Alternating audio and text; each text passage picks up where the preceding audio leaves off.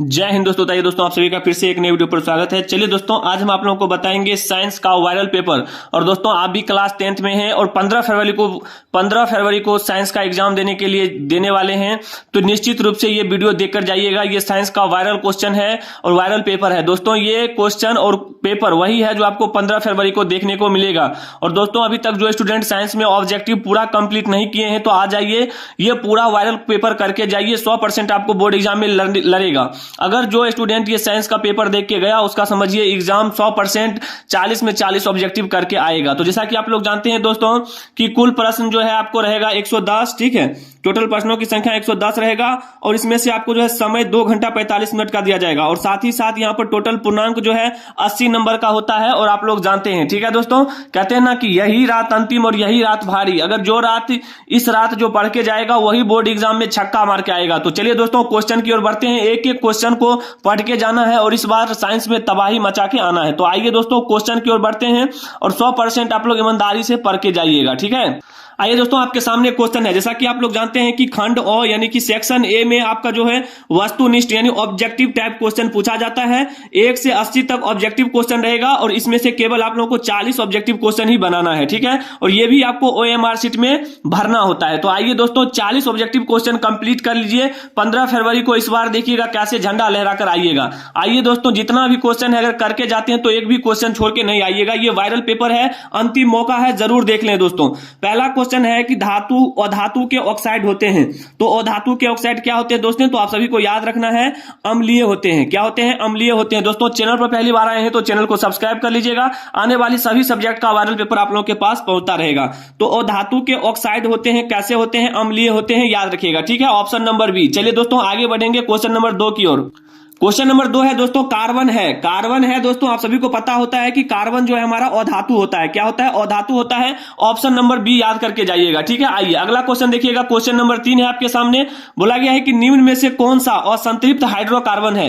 कौन सा असंतृप्त हाइड्रोकार्बन है? तो आप सभी को पता होना चाहिए, ये होता है C2H4। C2H4 याद करके जाइएगा दोस्तों। 15 फरवरी को यही रात अंतिम और यही रात भारी, जो देख के जाएगा बोर्ड एग्जाम में साइंस के पेपर को झंडा लहरा के आएगा, ठीक है। चलिए तो अगला क्वेश्चन देखिएगा। क्वेश्चन नंबर 4 है आपके सामने कि एरोमेटिक हाइड्रोकार्बन है। एरोमेटिक हाइड्रोकार्बन क्या होता है दोस्तों? तो आप सभी को पता होना चाहिए, ये होता है C6H6 होता है। क्या होता है? C6H6। ऑप्शन नंबर सी याद करके जाइएगा। आगे क्वेश्चन नंबर 5 में दिया गया है कि निम्नलिखित में कौन अक्रिय गैस है? निम्नलिखित में कौन अक्रिय गैस है? तो आप सभी को पता होना चाहिए, हीलियम जो होता है दोस्तों अक्रिय गैस होता है। ऑप्शन बी याद रखिएगा, ठीक है।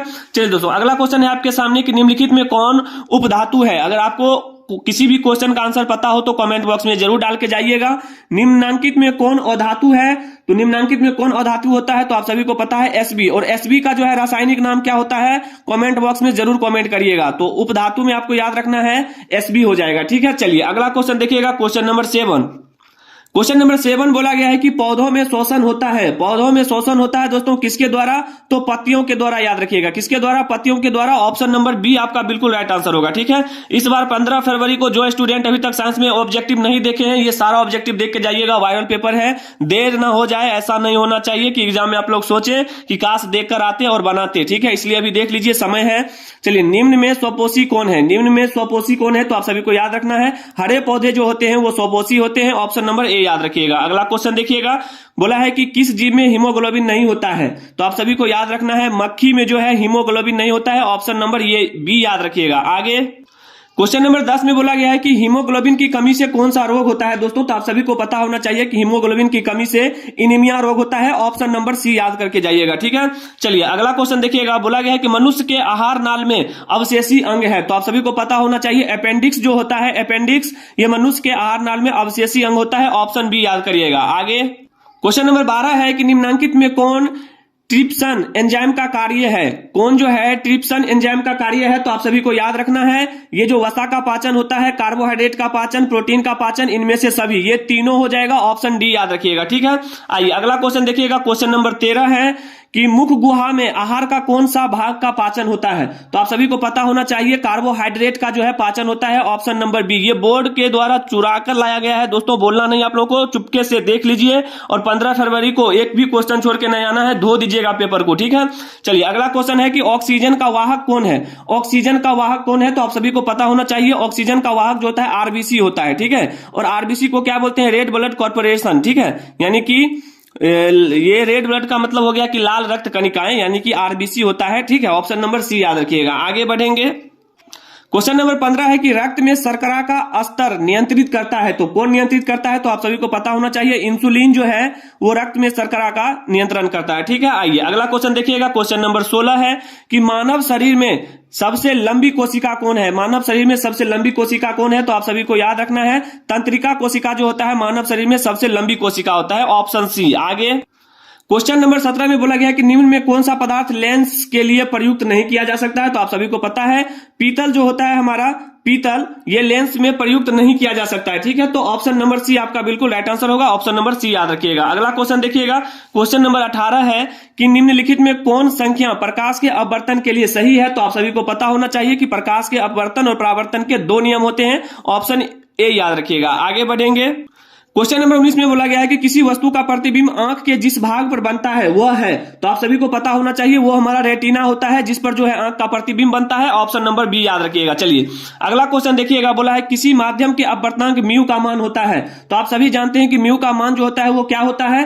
तो साइन आई बट्टा साइन आर होता है, ऑप्शन बी याद करके जाइएगा। 15 फरवरी को दोस्तों समय कम है, कल 15 फरवरी है और आप लोग एग्जाम देने के लिए जाइएगा, उससे पहले ये सभी क्वेश्चन देख लें। वायरल पेपर अगर देख के जाते हैं तो एक भी क्वेश्चन छोड़ के नहीं आइएगा, ठीक है। देखिए अगला क्वेश्चन है, एक गोलीय दर्पण की फोकस दूरी जो है एफ बराबर हमको प्लस में 20 सेंटीमीटर दिया है, तो गोलीय दर्पण कैसा होगा? तो आप लोग समझ सकते हैं गोलीय दर्पण प्लस में है तो उत्तल होगा, माइनस में है तो अवतल होगा, ठीक है। तो ऑप्शन ए याद रखिएगा। आगे क्वेश्चन नंबर 22 है कि तालाब का जल कम गहरा दिखाई देने का कारण क्या होता है? तो आप सभी जानते हैं अपवर्तन के कारण जो है तालाब जो है कम गहरा दिखाई देता है, ऑप्शन सी याद रखिएगा। चलिए अगला क्वेश्चन है आपके सामने, बोला गया है कि अवतल दर्पण की फोकस दूरी होती है, अवतल दर्पण की फोकस दूरी होती है, तो आप सभी जानते हैं ये क्या होता है? ऋणात्मक होता है, ऑप्शन नंबर ए याद करके जाइएगा, ठीक है। ये जितना भी क्वेश्चन है दोस्तों ये एक बार अगर पढ़ के जाते हैं तो 100% आप लोग ईमानदारी से इस बार साइंस में 80 में 80 करके आएंगे, जिसमें 40 में एक भी क्वेश्चन छोड़ के नहीं आइएगा, ठीक है। चलिए अगला क्वेश्चन देखिएगा,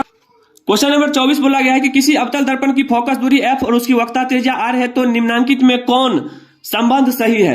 तो आप लोग जानते हैं कि इसका जो संबंध होता है वो क्या होता है? R बराबर 2F होता है। क्या होता है? R बराबर 2F या F बराबर कह लीजिए, F बराबर क्या हो जाएगा? R/2। ये हमारा संबंध होता है, यही आपका बिल्कुल राइट आंसर होगा, ऑप्शन नंबर बी याद रखिएगा, ठीक है।